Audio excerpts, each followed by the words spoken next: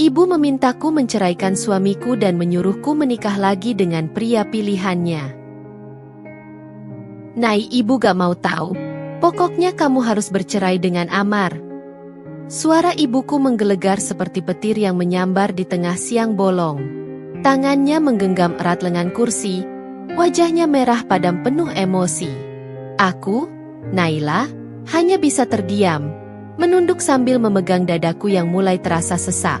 Tapi, Bu, Naila masih cinta sama Mas Amar. Lagi pula, kasihan Dava. Bu, kalau dia harus kehilangan seorang ayah. Suaraku lirih, hampir seperti memohon. Air mataku mulai menggenang. Tapi aku tahu ibuku tak akan tergerak oleh itu. Ibuku menatapku tajam, seolah tak mau mendengar apapun yang keluar dari mulutku. Karena itu, Naila, setelah kamu cerai dari Amar, ibu akan jodohkan kamu dengan Haris. Dia yang akan gantikan Amar. Haris lebih pantas untukmu. Haris? Bu? Bukankah dia juga sudah punya istri? Aku menatap ibu dengan penuh kebingungan. Haris adalah teman ayah yang kaya raya, seorang pengusaha sukses di kota yang selalu dipuji-puji keluargaku. Namun, aku tahu dia masih menikah. Atau setidaknya itulah yang kudengar terakhir kali. Dia sudah bercerai, jawab ibuku cepat, seolah semua ini telah ia rencanakan dengan matang. Karena itu, ibu akan menjodohkan kamu dengannya. Ibu yakin, kamu akan lebih bahagia dengan dia daripada dengan Amar. Hati ini semakin berat mendengar kata-kata ibu. Haris, pria yang jauh lebih tua, yang sudah memiliki 2 anak? Apa yang dipikirkan ibuku? Aku hanya terdiam, mencoba memproses apa yang baru saja terjadi. Namun, tak ada kata-kata yang bisa keluar dari bibirku. Aku merasa seolah terperangkap di antara 2 dunia yang tak ku mengerti. Cinta dan harapan terhadap Amar di satu sisi, sementara di sisi lain, tekanan keras dari keluargaku yang tak pernah berhenti untuk memisahkan kami. Aku tahu pernikahanku dengan Mas Amar sejak awal memang tak direstui oleh ayah dan ibuku. Mereka selalu menganggap Amar tidak sepadan denganku, bahwa dia hanyalah beban yang akan menghancurkan masa depanku. Bagaimana tidak? Amar hanyalah anak seorang tukang gali sumur, dengan ibu yang berjualan nasi uduk di pinggir jalan. Kehidupan mereka begitu jauh dari kemewahan yang biasa kudapati sebagai anak dari juragan beras di desa. Ibuku tak pernah bisa menerima kenyataan bahwa aku, satu-satunya anak mereka, memilih menikah dengan pria yang menurutnya tak punya masa depan. Namun, meskipun hidup Amar sederhana, hatinya besar. Itulah yang membuatku jatuh cinta padanya. Dia selalu punya cara untuk membuatku merasa berarti, merasa dihargai. Amar adalah orang yang jujur, tulus, dan penuh kasih sayang. Tak peduli apapun yang dikatakan orang tentangnya, aku yakin bahwa aku bisa bahagia dengannya. Aku yakin, dengan cinta, kami bisa mengatasi semua perbedaan yang ada. Aku menatap ibu yang masih duduk dengan wajah penuh tekad. Sepertinya keputusan ini bukan hanya berasal dari ibuku saja, melainkan juga didukung oleh ayahku yang selalu setuju dengan apapun kata ibuku. Aku merasa seperti tak punya pilihan. Mereka sudah terlalu lama menekan pernikahanku, dan sekarang mereka melihat celah untuk menghancurkannya. Bu, tolong. Aku memohon dengan suara yang nyaris pecah, namun ibuku hanya menggelengkan kepala. Sudah cukup, Naila.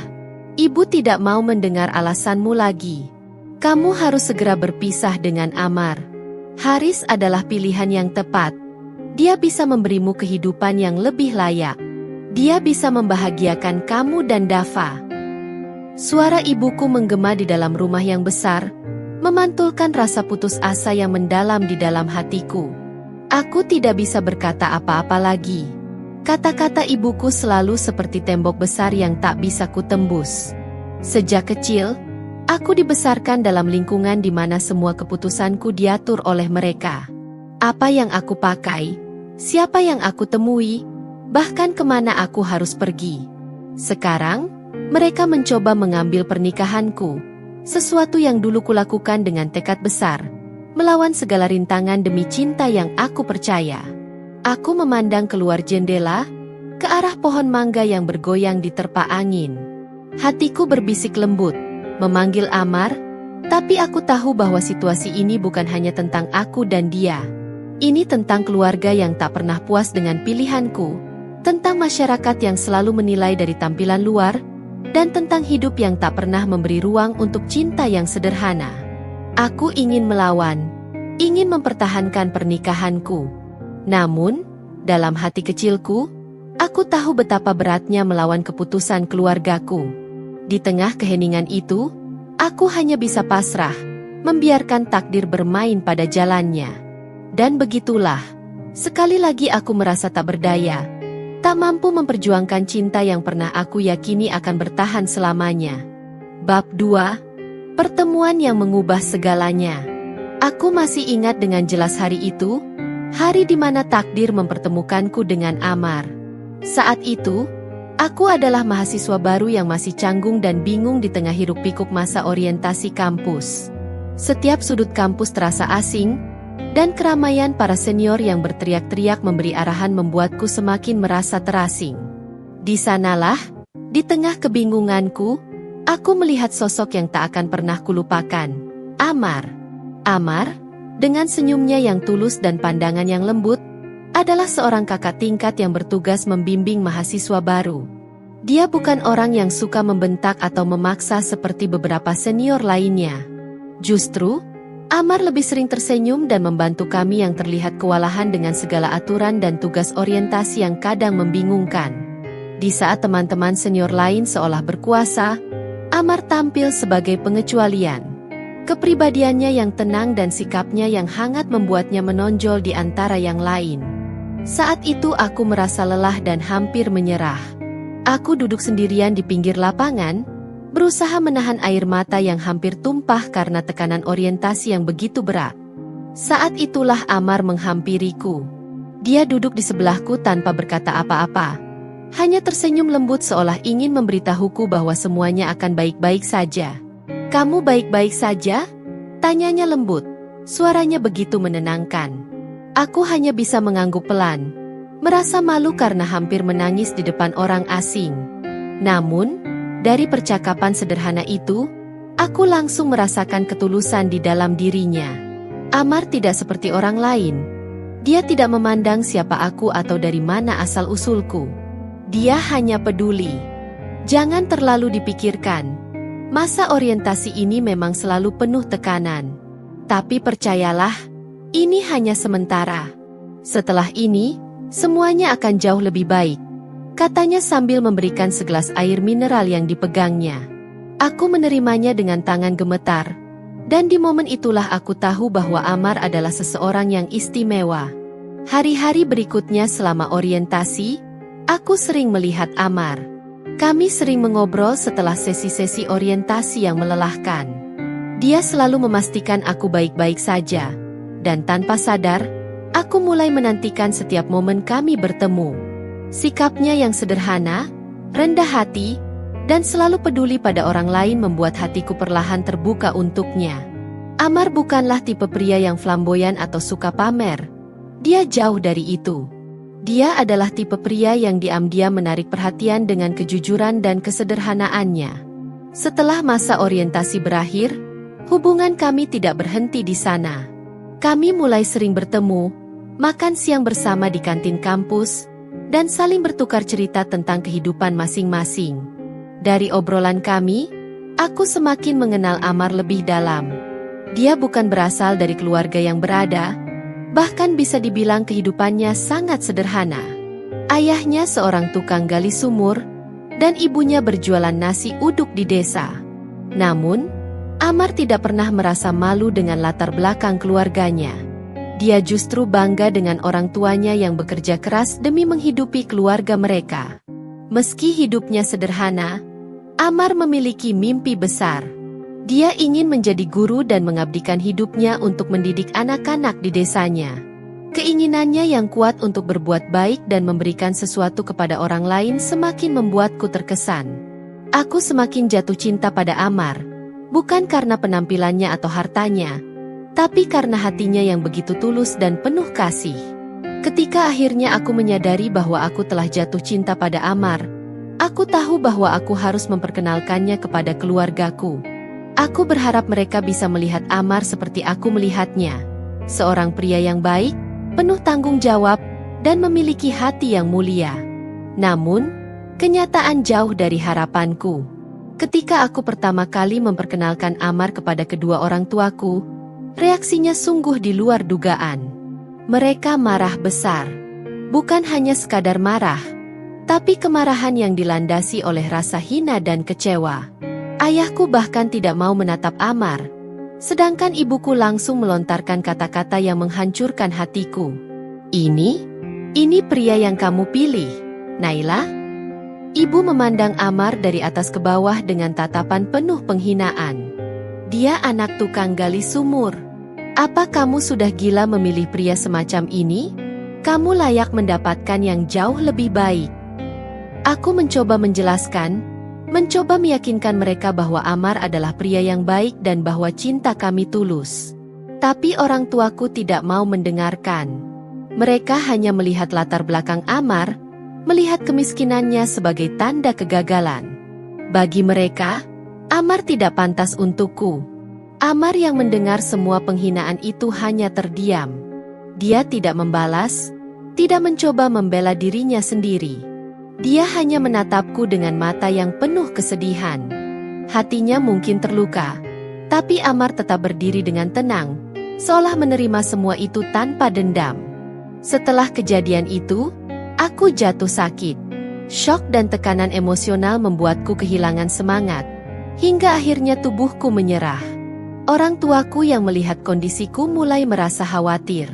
Mereka mungkin keras kepala dan tidak setuju dengan hubunganku dengan Amar, tetapi mereka tetap mencintaiku sebagai anak satu-satunya.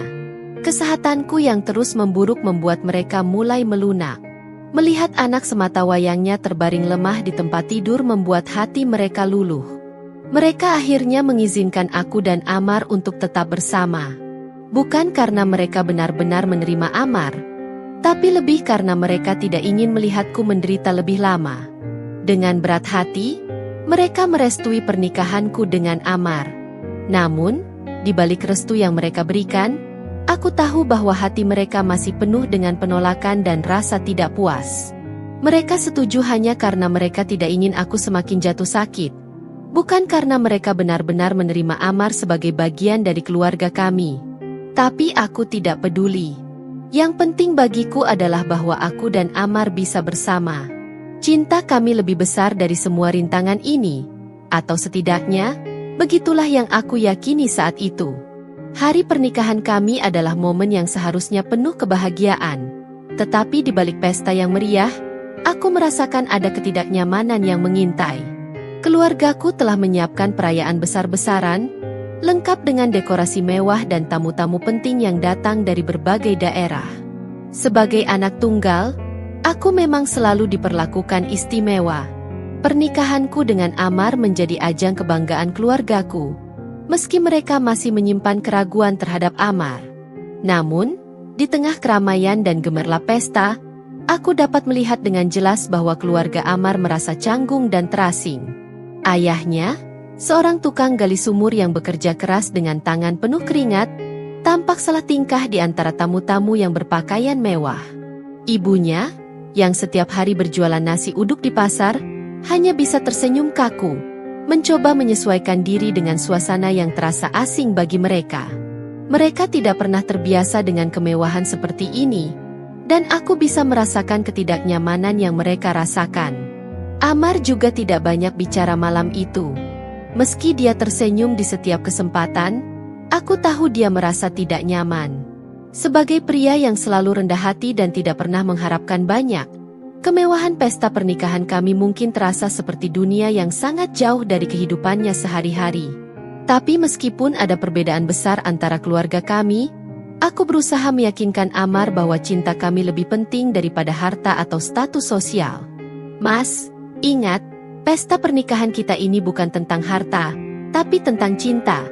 Bisikku lembut saat kami duduk di pelaminan, dikelilingi oleh sorak-sorai tamu yang merayakan. Amar hanya menatapku dengan senyum yang masih penuh keraguan. Tapi aku tahu di dalam hatinya, dia mengerti apa yang aku maksud. Setelah pernikahan, kami mulai menjalani kehidupan baru sebagai suami istri. Sesuai dengan keinginan keluargaku, kami tinggal di rumahku. Rumah besar dengan kamar-kamar luas, halaman yang terawat rapi, dan segala kenyamanan yang bisa dibayangkan. Tetapi bagi Amar, semua itu bukanlah sesuatu yang membuatnya nyaman. Sebagai seorang pria yang selalu berusaha mandiri, tinggal di rumah orang tuaku mungkin terasa seperti beban bagi harga dirinya. Namun, aku bersyukur bahwa dia tidak pernah mengeluh. Amar selalu berusaha menjaga perasaanku dan beradaptasi dengan kehidupan baruku. Setelah kami berdua menyelesaikan kuliah, Amar langsung mencari pekerjaan. Dia selalu ingin bekerja sebagai guru, mengabdikan hidupnya untuk mendidik anak-anak, sesuai dengan cita-cita mulianya sejak lama. Akhirnya, dia mendapatkan pekerjaan sebagai guru honorer di sebuah sekolah menengah di desa sebelah. Meski gajinya sangat kecil, bahkan sering tidak cukup untuk kebutuhan sehari-hari, Amar tidak pernah mengeluh. Dia selalu berusaha keras dan berkomitmen pada pekerjaannya, meski dia tahu bahwa dengan penghasilannya saat ini, dia tidak bisa memberikan banyak untukku. Mas, gak apa-apa kok kalau kamu ingin minta bantuan dari ayah atau ibu. Mereka pasti mau membantu, ujarku suatu malam, ketika kami sedang makan malam di meja yang besar dan kosong, hanya ditemani oleh cahaya lampu gantung yang redup. Amar menatapku sejenak, lalu menggelengkan kepalanya perlahan. Aku gak mau terus bergantung pada orang tua kamu, Nay. Mereka sudah cukup baik dengan membiarkan kita tinggal di sini. Aku harus bekerja. Walau gajiku kecil, setidaknya aku bisa merasa berguna. Aku terdiam, menatap wajah suamiku yang penuh dengan keyakinan. Di satu sisi, aku merasa bangga karena Amar adalah pria yang bertanggung jawab dan tidak mau menyusahkan orang lain. Tapi di sisi lain, aku merasa sedih karena aku tahu betapa berat beban yang dia pikul. Dia berjuang keras untuk membuktikan dirinya, untuk menunjukkan bahwa meski berasal dari keluarga sederhana, dia tetap bisa menjadi suami yang baik untukku. Setiap pagi, Amar berangkat lebih awal untuk mengajar, dan seringkali dia pulang terlambat karena harus mengurus tugas-tugas tambahan di sekolah. Waktu kami bersama semakin terbatas, namun aku selalu mencoba untuk mendukungnya sebisa mungkin. Meski gajinya sangat kecil, Amar selalu berusaha mencukupi kebutuhan rumah tangga kami dengan tangannya sendiri. Dia bahkan kadang-kadang bekerja sampingan sebagai tukang les privat agar bisa menambah penghasilan. Tapi tidak bisa dipungkiri, hidup di rumah besar keluargaku dengan standar hidup yang jauh di atas penghasilan Amar membuat perbedaan status kami semakin terasa. Setiap kali ada acara keluarga atau tamu yang datang, aku bisa merasakan tekanan di mata orang tuaku. Mereka tidak pernah secara langsung mengatakan apapun, tapi dari sikap mereka, aku tahu bahwa mereka masih meragukan kemampuan Amar untuk membahagiakan aku. Meskipun mereka sudah menyetujui pernikahan kami, bayangan masa lalu ketika mereka menolak Amar karena kemiskinannya masih terasa di setiap kesempatan. Apa kamu yakin hidup dengan dia, Nay? Bisik ibuku suatu hari ketika kami sedang berbicara di ruang tamu. Amar pria baik. Tapi lihatlah, dia tidak gaji dia saja sebagai guru honorer gak cukup buat makan kalain. Sampai kapan kamu mau menanggung semuanya sendiri, Nay? Aku hanya tersenyum, meskipun dalam hatiku aku sedikit goyah. Aku mencintai Amar. Kebahagiaan kami bukan diukur dari materi, tapi dari cinta dan dukungan yang kami berikan satu sama lain. Namun, semakin lama, aku mulai merasakan tekanan itu semakin berat. Bukan hanya dari keluargaku, tetapi juga dari lingkungan sekitar yang selalu memandang perbedaan status kami. Meski aku berusaha keras untuk mendukung Amar, ada saat-saat di mana aku merasa lelah dan mulai meragukan pilihanku. Apakah cinta benar-benar cukup untuk bertahan di tengah semua rintangan ini? Apakah kami bisa benar-benar bahagia tanpa dukungan penuh dari keluarga dan lingkungan kami? Hari demi hari, aku melihat Amar bekerja keras tanpa henti, mencoba membuktikan dirinya. Dan setiap kali aku melihatnya pulang dengan kelelahan yang tampak jelas di wajahnya, aku bertanya-tanya, apakah pengorbanan ini sepadan dengan kebahagiaan yang kami impikan? Pernikahan kami mungkin tidak seindah yang kubayangkan saat kami jatuh cinta dulu. Tapi aku tahu bahwa cinta kami diuji oleh waktu, oleh keadaan, dan oleh perbedaan yang tak terhindarkan. Dan meskipun sulit, aku selalu berusaha untuk tetap percaya bahwa kami bisa melalui semua ini bersama-sama. Namun, di balik keyakinanku, ada ketakutan yang perlahan merayap. Ketakutan bahwa cinta saja mungkin tidak cukup untuk menghadapi kenyataan hidup yang semakin keras. Setelah beberapa bulan menjalani kehidupan pernikahan kami, tekanan mulai datang dari berbagai arah, terutama dari ibuku. Meski dia tidak pernah terang-terangan mengusir Amar, sikapnya seringkali menyakiti perasaan suamiku. Setiap kali ibuku berbicara, ada nada sarkastik atau sindiran yang seakan-akan merendahkan Amar. Aku mencoba menutup mata dan telinga, berharap semuanya akan membaik, tetapi kenyataan tidaklah semudah itu. Suatu pagi, saat Amar baru saja pulang dari sekolah, wajahnya masih berkeringat dan tampak lelah setelah mengajar. Aku menyiapkan teh hangat untuknya di ruang tamu, berharap bisa menghiburnya. Namun, saat kami duduk bersama, ibuku datang dengan wajah yang terlihat tidak senang. "Amar, kamu pulang cepat sekali. Bukannya gajimu juga gak seberapa. Kenapa kamu gak cari kerja lain yang lebih pantas?" Tanya ibuku tanpa basa-basi. Aku terkejut mendengar nada bicara ibuku yang tajam. Amar, seperti biasa, hanya tersenyum kaku. Dia tidak pernah membalas dengan kata-kata kasar. Namun, kali ini aku bisa melihat sesuatu yang berbeda di matanya. Seperti ada luka yang ia tahan dalam diam. "Bu, Mas Amar sudah bekerja keras di sekolah. Apa lagi yang ibu inginkan?" Tanyaku, mencoba membela suamiku. Ibuku mendesah panjang sambil melipat tangannya di dada. "Nay, kamu tahu, bukan? Hidup itu gak cuma soal cinta. Lihat rumah ini, lihat standar hidup kita. Kamu pikir bisa bertahan dengan gaji guru honorer? Ibu hanya ingin kamu hidup layak. Tidak cuma menggantungkan diri pada suami yang, kamu tahu sendirilah." Amar diam di sampingku, menatap teh yang ada di hadapannya tanpa berani menatap ibuku. Aku tahu dia merasa malu, mungkin bahkan marah, tapi dia menahannya. Dalam keheningan itu, rasa sakit di hatiku semakin dalam. "Bu, ibu tidak adil," ucapku, berusaha tetap tenang meski hatiku mendidih. Amar bekerja keras. Dia tidak pernah meminta apapun dari keluarga kita. Kalaupun kita tinggal di sini, itu karena keinginan ibu, bukan karena Mas Amar malas atau tidak mau mencari tempat sendiri. Namun ibuku tidak menyerah begitu saja. Tapi kenyataannya dia tetap bergantung pada kita. "Kamu pikir apa yang kamu dapatkan dari menikahi orang seperti dia?" Perkataan ibuku bagaikan racun yang mengalir perlahan ke dalam hubungan kami. Aku bisa melihat Amar mulai kehilangan senyumannya. Meski dia mencoba menahan diri, aku tahu perlahan-lahan hinaan ibuku mulai meresap ke dalam hatinya. Malam itu, setelah makan malam, Amar dan aku duduk di kamar, saling diam. Biasanya, kami akan berbicara tentang hari-hari kami atau bercanda tentang hal-hal kecil. Tetapi kali ini suasana terasa berat. "Apa kamu merasa malu, Nay?" Amar akhirnya bertanya. Suaranya lirih. Aku menatapnya dengan kaget. "Malu? Maksud Mas?" "Malu karena aku gak bisa memberikan kehidupan yang layak untukmu. Gajiku tidak cukup.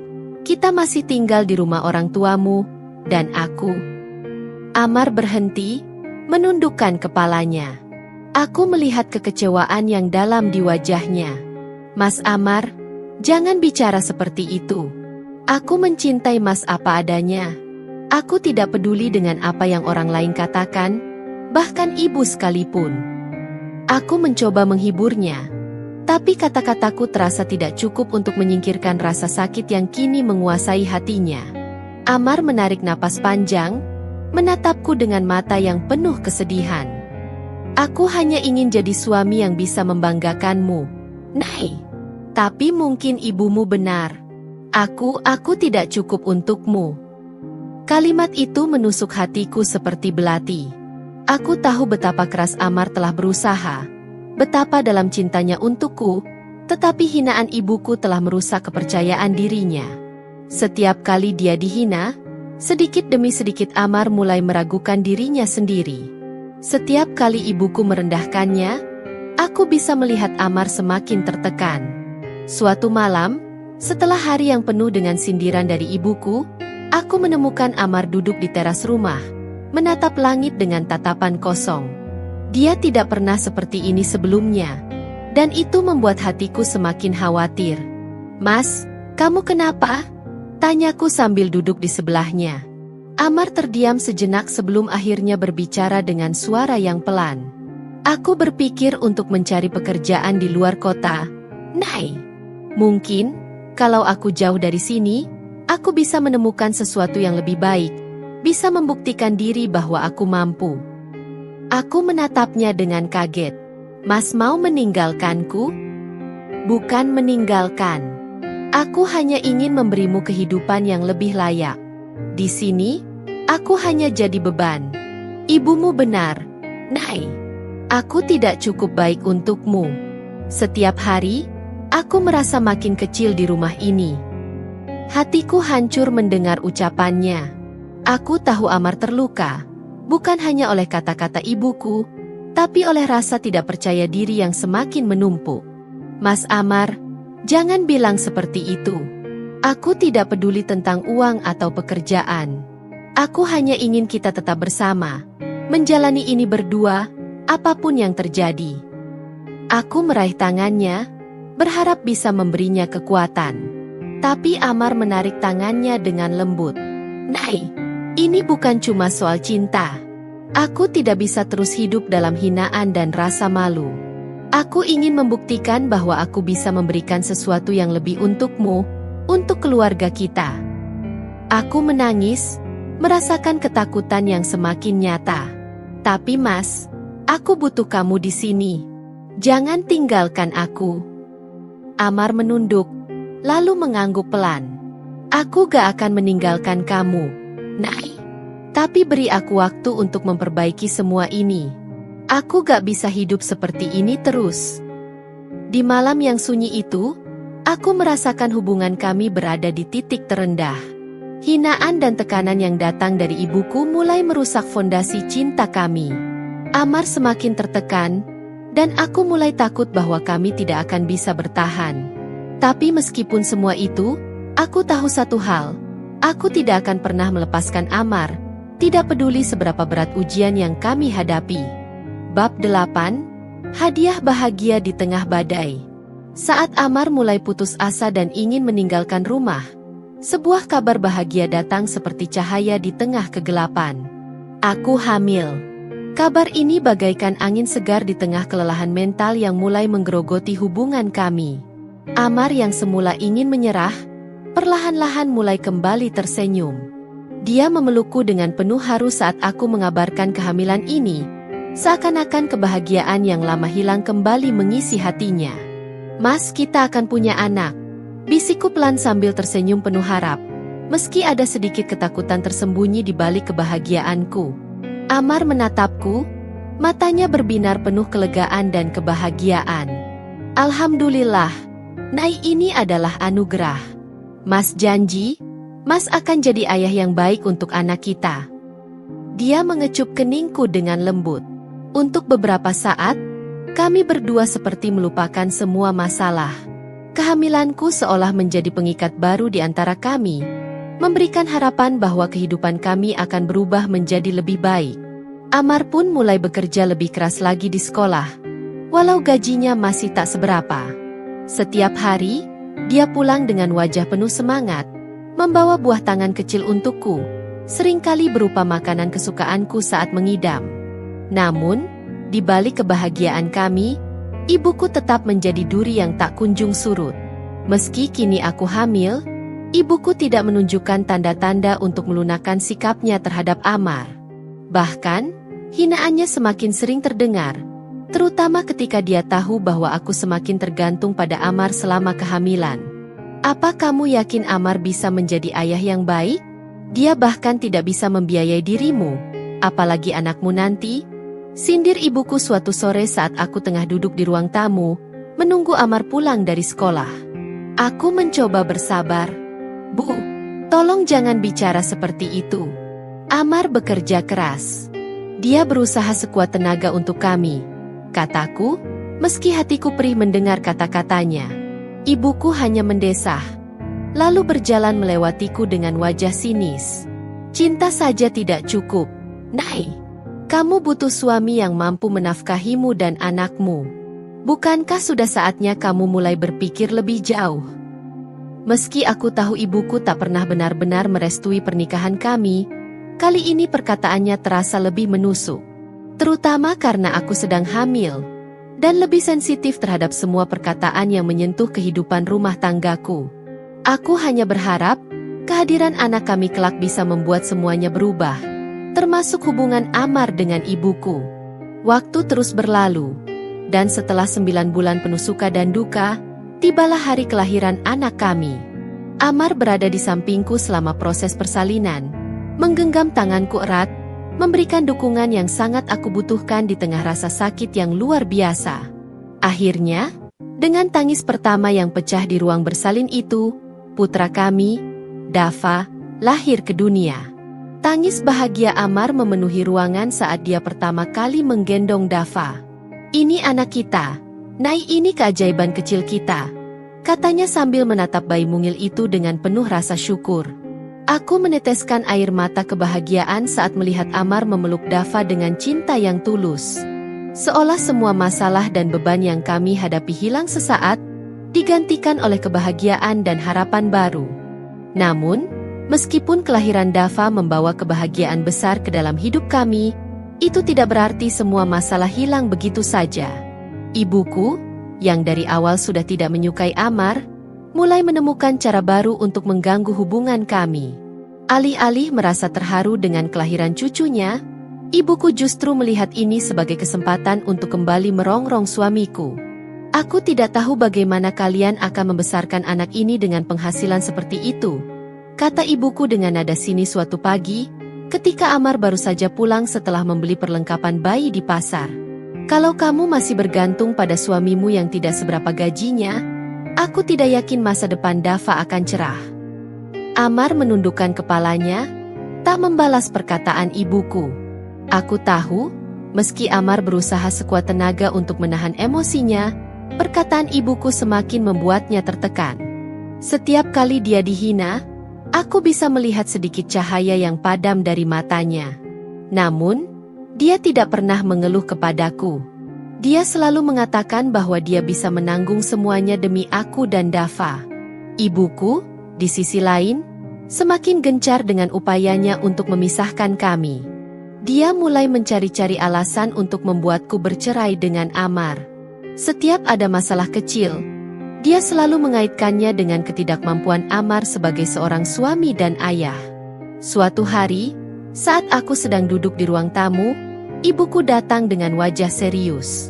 Naila, ibu sudah tidak bisa lagi melihat kamu menderita. Ibu tahu kamu masih mencintai Amar, tapi cinta saja tidak cukup. Kamu harus berpikir untuk masa depan Dava. Anak itu butuh seorang ayah yang bisa memberikan kehidupan yang layak, bukan sekadar cinta kosong.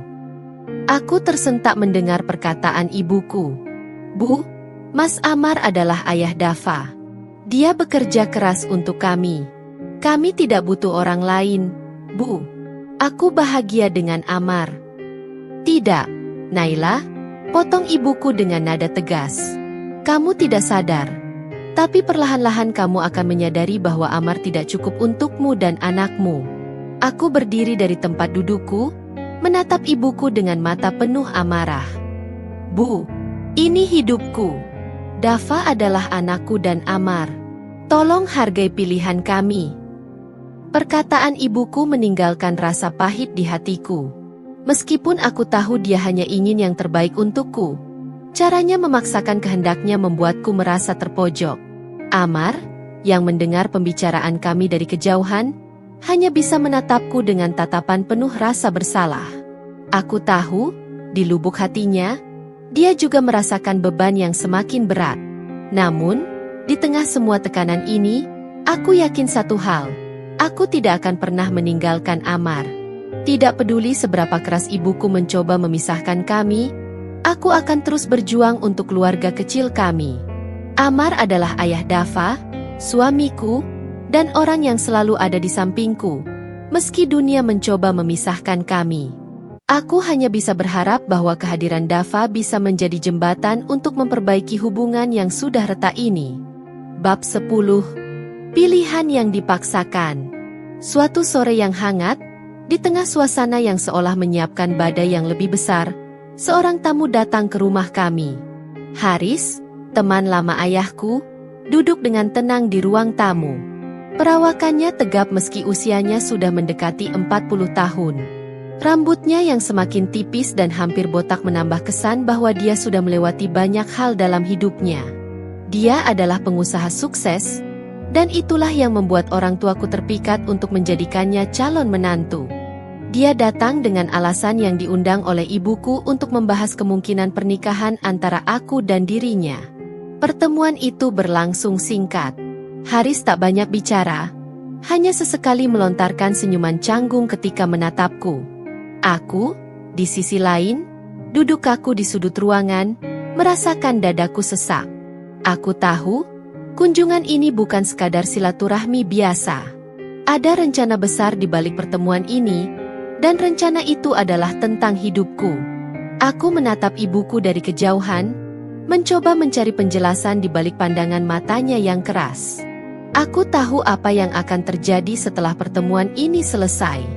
Sore itu berlalu tanpa banyak kata-kata yang penting, tetapi dalam keheningan yang berbahaya, keputusan telah diambil oleh orang tuaku, terutama oleh ibuku.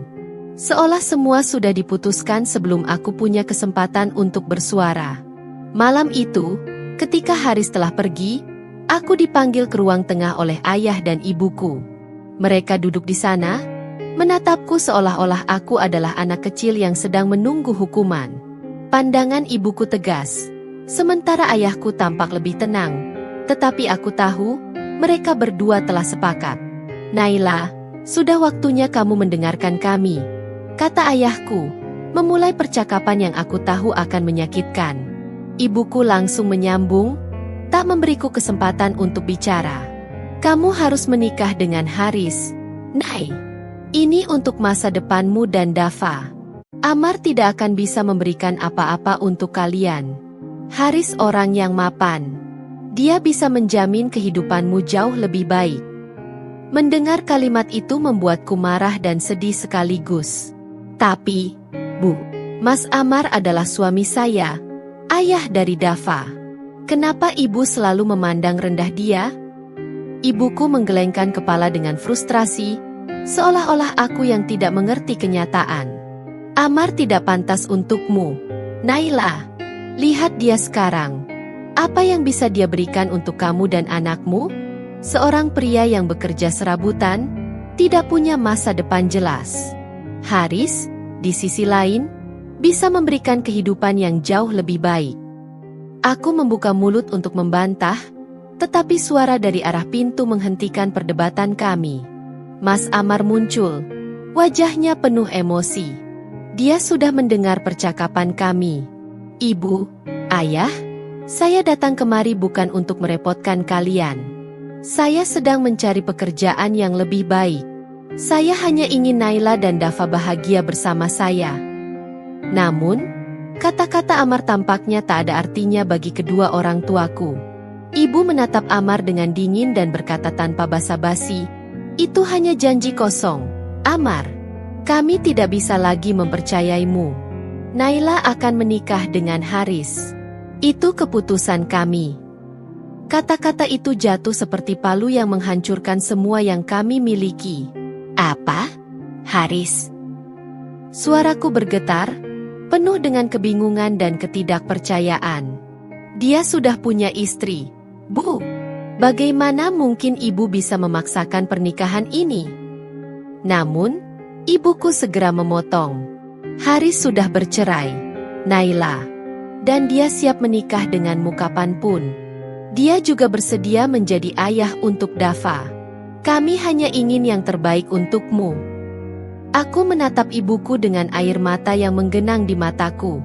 Tak ada yang bisa aku katakan. Bagaimana mungkin mereka bisa memutuskan hidupku seperti ini? Seolah-olah aku tidak memiliki kehendak? Mereka benar-benar ingin memaksakan pernikahan ini demi harta dan status, bukan demi kebahagiaan. Amar berdiri kaku, kedua tangannya terkepal erat. Dia tak mampu menyembunyikan kekecewaannya. Saya tahu saya mungkin belum bisa memberi banyak, tapi saya mencintai Naila dan Dava. Saya akan terus berjuang untuk mereka. Suaranya bergetar antara marah dan putus asa. Apa cinta bisa memberi makan? Apa cinta bisa membayar sekolah Dava nanti? Balas ibuku tajam. Amar, kamu harus sadar. Kalian hidup dalam fantasi yang hanya akan membuat kalian terluka di kemudian hari. Naila butuh kepastian, bukan hanya cinta kosong. Amar diam sejenak, mencoba menenangkan diri. Aku tahu di dalam hatinya, kata-kata ibuku melukai harga dirinya. Aku bisa melihat beban yang semakin berat di pundaknya. Namun, sebelum dia bisa berkata lebih banyak, ibuku menutup percakapan itu dengan dingin. Ini bukan negosiasi, Amar. Naila akan menikah dengan Haris. Kamu sebaiknya pergi. Aku hanya bisa terdiam. Dunia terasa runtuh di sekelilingku.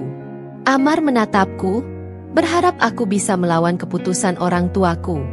Tapi aku merasa terjebak, tak berdaya di tengah tuntutan mereka. Aku tahu, melawan mereka berarti mempertaruhkan segala yang aku miliki, termasuk Dava. Malam itu adalah malam yang gelap. Aku tak pernah merasa begitu sendirian. Ibuku terus berbicara tentang masa depan yang lebih baik bersama Haris. Sementara Amar, suamiku, pria yang aku cintai, berdiri di ambang pintu, tak tahu harus berbuat apa. Dia tampak lelah, kecewa, dan marah. Semua emosi bercampur aduk menjadi satu. Setelah percakapan yang penuh ketegangan itu, Amar pergi meninggalkan rumah dengan hati yang berat. Aku hanya bisa menatap punggungnya yang menjauh, sementara air mata tak terbendung lagi. Di dalam hatiku, aku tahu, aku harus membuat keputusan yang akan mengubah hidupku dan Dava selamanya. Segalanya terasa seperti mimpi buruk yang tidak pernah aku bayangkan akan terjadi. Amar, suamiku, dengan berat hati memulai proses perceraian.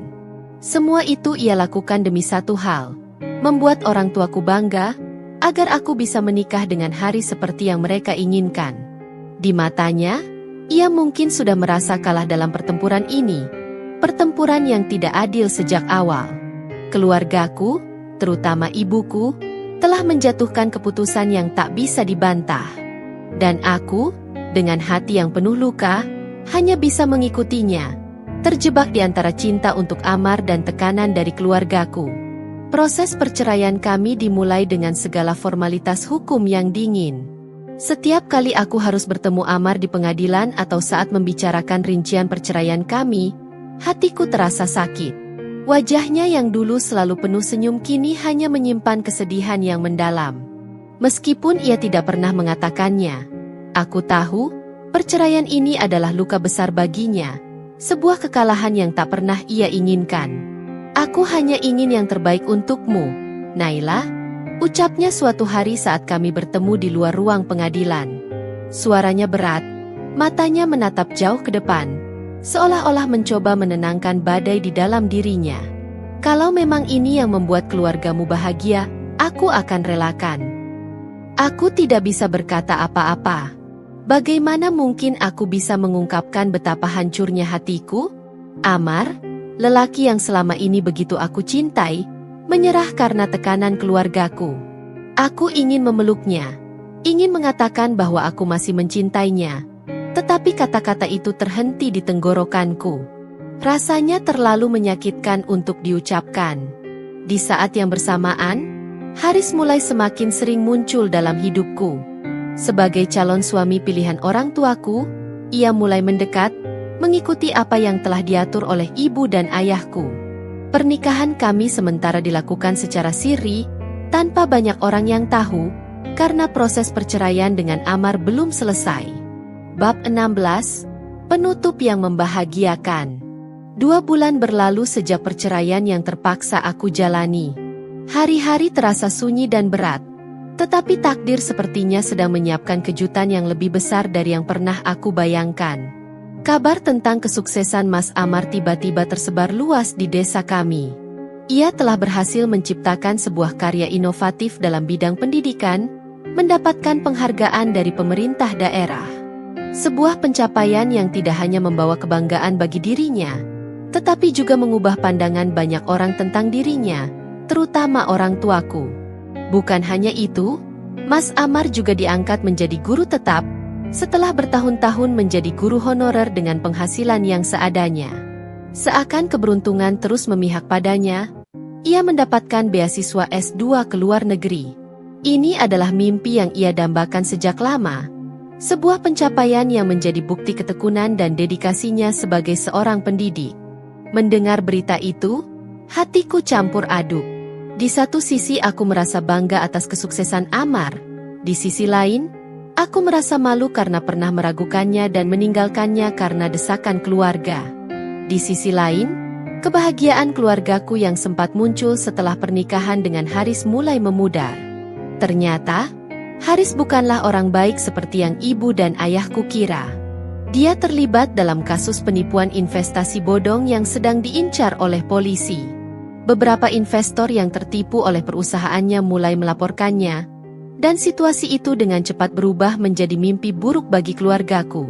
Ibuku, yang dulunya memandang Haris sebagai sosok sempurna, kini tak bisa lagi menyembunyikan rasa malu dan kecewanya. Dengan penuh penyesalan, ia menyadari bahwa keputusannya untuk memaksakan pernikahanku dengan Haris adalah kesalahan besar. Melihat Haris tertangkap dan diproses hukum, aku merasa sedih, tetapi di lubuk hati yang terdalam, ada perasaan lega. Perasaan bahwa aku mungkin bisa kembali menjalani hidupku dengan Mas Amar, pria yang sebenarnya aku cintai. Dengan penuh kerendahan hati, ibu dan ayahku mendatangi Mas Amar, memohon maaf atas perlakuan mereka selama ini. Awalnya, aku tidak tahu bagaimana Amar akan menanggapinya. Apakah ia sudah terlalu terluka untuk menerima permintaan maaf mereka? Apakah ia masih mencintaiku dan ingin kembali? Ternyata, hatinya masih hangat dengan cinta. Mas Amar, dengan bijaksananya, menerima permintaan maaf orang tuaku. Saya tidak pernah mendendam Pak Bu, ucapnya lembut. Saya hanya ingin yang terbaik untuk Naila dan Dava. Saya masih mencintai mereka berdua.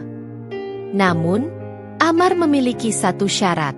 Kalau kita kembali bersama, aku ingin kita hidup mandiri. Aku tidak ingin kita tinggal dengan bapak ibu lagi. Aku ingin kita membangun rumah tangga kita sendiri, bersama Dava.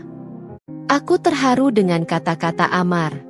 Ini adalah kesempatan kedua yang tidak akan aku sia-siakan. Kami akhirnya memutuskan untuk memulai lagi dari awal. Setelah segala cobaan yang kami lalui, kami sadar bahwa kebahagiaan sejati terletak pada cinta dan dukungan satu sama lain, bukan pada harta atau status. Beberapa bulan kemudian, kami pindah ke rumah kecil yang sederhana, namun penuh dengan cinta dan harapan baru. Amar melanjutkan pekerjaannya sebagai guru, dan di waktu luangnya, ia mempersiapkan keberangkatannya untuk melanjutkan pendidikan S2 di luar negeri. Aku tahu, perjalanan hidup kami masih panjang, tetapi kali ini aku yakin, kami akan mampu melewati semuanya bersama. Dava, anak kami, tumbuh dengan penuh cinta dari kedua orang tuanya. Senyum ceria yang selalu menghiasi wajahnya menjadi pengingat bagi kami berdua bahwa segala perjuangan ini bukanlah sia-sia.